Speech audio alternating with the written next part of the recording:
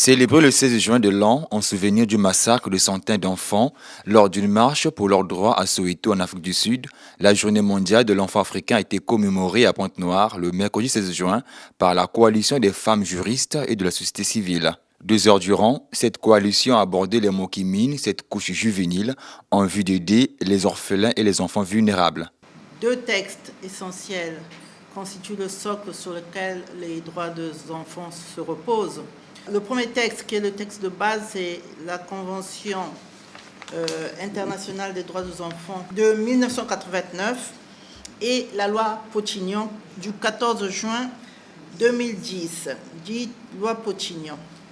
Donc les enfants ont le droit d'avoir un nom, une nationalité, une identité.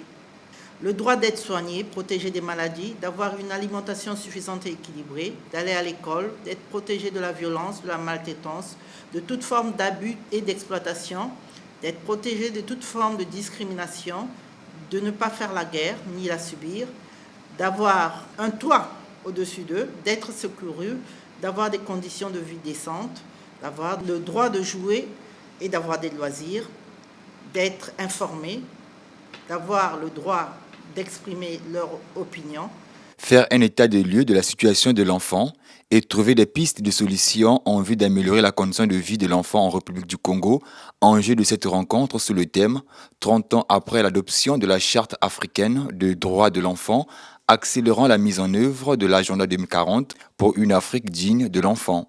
Représentant la fondation AFSI en République du Congo, Béatrice Farina a fait l'état de lieu de la situation de l'enfant congolais en zone rurale. Les défis sont toujours beaucoup et on ne peut pas les cacher. Il y a les difficultés d'accès par les enfants à des informations basiques qui concernent l'hygiène, la santé, l'éducation sexuelle. Aussi, l'accès à l'éducation est difficile pour les enfants des villages ruraux. Il y a aussi un problème des violences, des maltraitances qui concernent les enfants en général, mais surtout les filles qui, à cause de la culture, parfois contre les lois qui protègent les enfants, font que les parents utilisent des violences envers les enfants.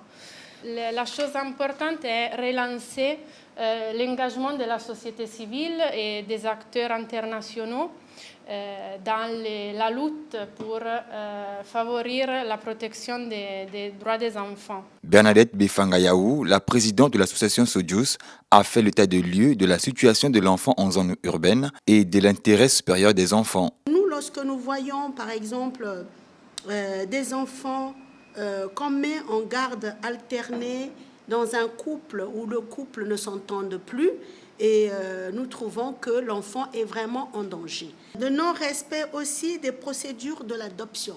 Aujourd'hui, dans la ville de Pointe-Noire, les gens ne respectent pas la procédure.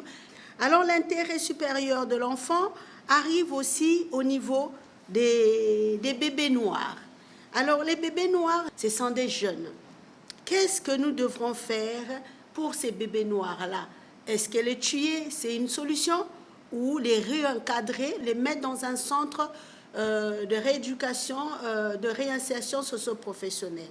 Lorsque nous voyons tout ça et qu'on regarde que l'intérêt supérieur de l'enfant n'est pas respecté, alors ça nous fait beaucoup de problèmes.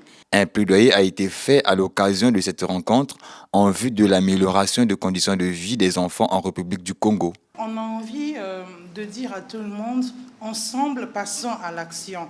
Il faut qu'on passe à l'action. Les discours, c'est bien. Venir vous rappeler quels sont les droits des enfants, c'est bien. Nous l'avons fait. Nous allons continuer à le faire. Mais à un moment donné, il faut qu'on se dise, mais qu'est-ce que moi, personnellement, je fais pour passer en action, pour garantir les droits des enfants, pour protéger les droits des enfants?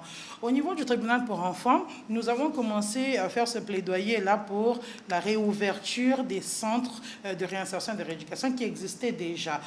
Nous avons entendu parler de l'Ouvakou. Nous avons parlé avec des personnes qui ont été dans ces centres aujourd'hui, qui sont des fonctionnaires de l'État, qui sont des personnes qui se prennent en charge. Ça veut dire que c'est possible, en fait. Alors, passons à l'action. Nous avons besoin de ces centres-là pour favoriser justement le travail qu'on fait avec les mineurs, que ce soit au niveau du tribunal, au niveau de la société civile. Nous avons besoin de ces centres.